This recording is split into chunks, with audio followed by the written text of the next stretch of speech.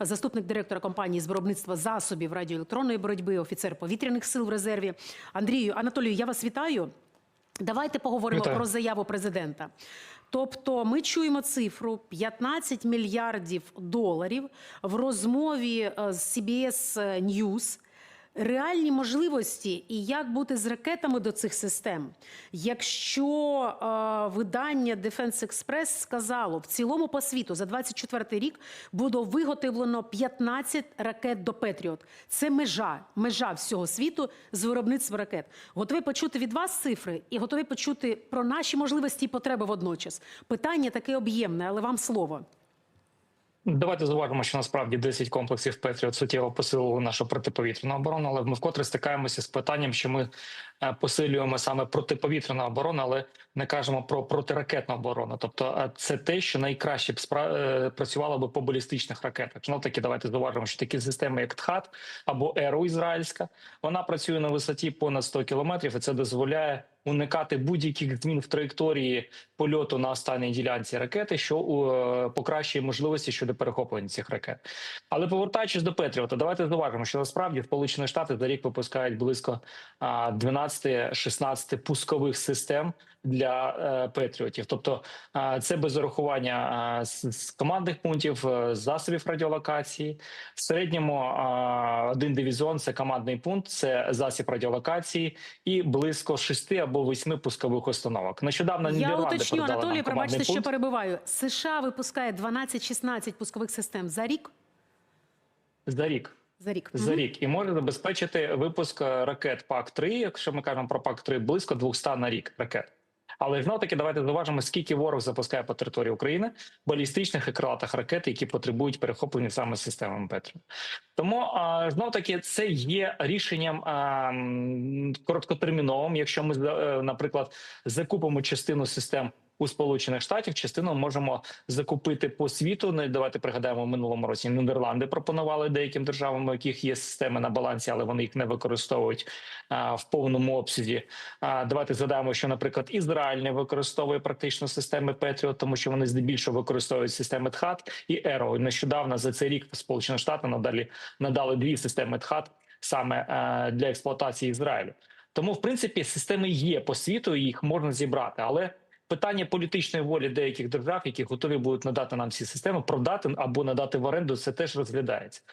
З моєї точки зору, я насправді, пане Сибігу, підтримую в тому, що треба розгортати можливості разом з Європою.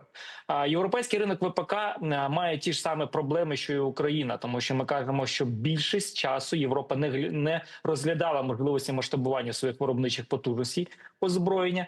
Більш того, Європа не має навіть літака 5-го покоління. І якщо ми кажемо про систему протиракетного захисту, то Європа їх теж не має. Вона має ті системи, які були надані Сполученими Штатами, але це корабельні системи, які були переформатовані в стаціонарне. Тому тут, в принципі, є загальна проблема у Європи і України. Саме на цьому фоні треба об'єднувати зусилля і створювати можливі нові сучасні вироби, які б дозволили нам створити єдину систему протиповітряної оборони Європі, яка б була б ешелоновою, включала б засоби протиракетного захисту, системи класичної системи протиповітряної оборони і найнижчий ешелон, який би використовувався для вирішення питань щодо ударних безпілотників. Тобто, в принципі, на мій погляд, найдієвішим рішенням було б, окрім очікування можливості пошуку систем Петріот, все ж таки рухатися в напрямку створення власної системи разом з Європою. Тим паче, що є франко-італійська система САМТІ, є рішення ті ж саме Іріси і ті ж саме системи НАСАМС, які могли б об'єднати зусилля для того, щоб створити єдину європейську систему протиракетного захисту. Тому насправді роботи дуже багато, але я передбачаю більше перспектив створення сучасних виробів разом з Європою, тому що знов-таки це континентальна частина, яка потребує захисту, і саме з цим тезисом треба йти до Європи для того, щоб пояснити, що ми наразі захищаємо Європу, але треба об'єднувати. Так, ми це говоримо 3 роки поспіль. Ясно, що конфігурації різних союзів і різних рішень з'являються, але питання в тому, що нам вони потрібні на вчора, але іншого виходу нема, напевне. Я зараз прочитала, що група британських парламентарів запропонувала уряду Британії підтримати створення спільного британсько-українського центру з виробництва і розвитку оборонних технологій. Але розробка – це не виробництво, це ще довший шлях до того, як це виробництво почнеться. Хоча, звичайно, можна вітати таку ідею створення цього центру.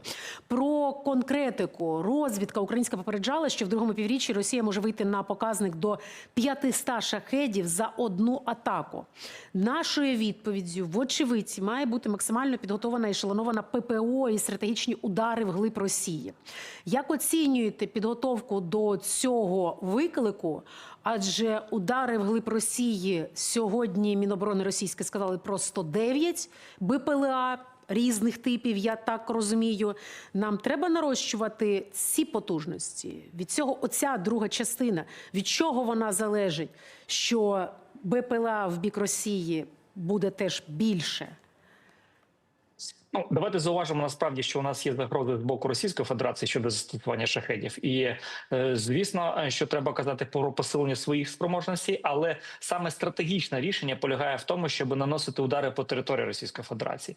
І тут вкотре наголошую, що більшість українських компаній готові залучитися на 100% своїх спроможностей для того, щоб збільшити кількість засобів, які ми можемо використовувати на глибоку, так би мовити, відстань по території Російської Федерації, вражаючи основні підприємства, які залучені до виробництва будь-яких засобів ураження або іншого озброєння.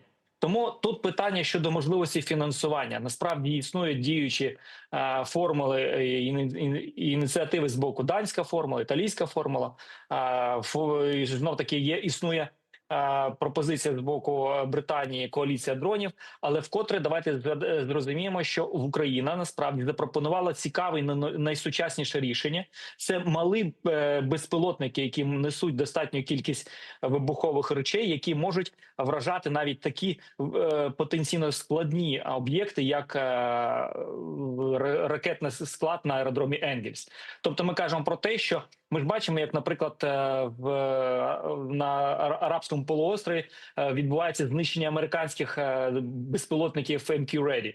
Тому тут я би зауважив, що насправді ми створили такі дрони, які спроможні обходити систему протиповітряної оборони і якісно відпрацьовувати по території Російської Федерації. Але при цьому і це є теж окремим аргументом щодо спілкування з Європою щодо наших можливостей, тому що ми можемо надати Європі не тільки такі вироби, але і тактику їх застосування. Більше того, ми можемо надати Європі і тактику застосування малих дронів, які ми використовуємо на лінії боєзіткнення. Дякую вам і це за може це. бути партнерською згодою. Анатолію, змушена прощатися. Я якраз в попередній годині говорила про експорт, можливість експорту, коли він буде дозволений, коли ми зробимо це. І ви якраз про це і кажете, що у нас скільки можливості експортувати і технології, і можливості, і перевірені війною засоби. Анатолій Храпчинський, заступник директора компанії з виробництва засобів радіоелектронної боротьби, офіцер повітряних сил в резерві, був з нами на прямому зв'язку.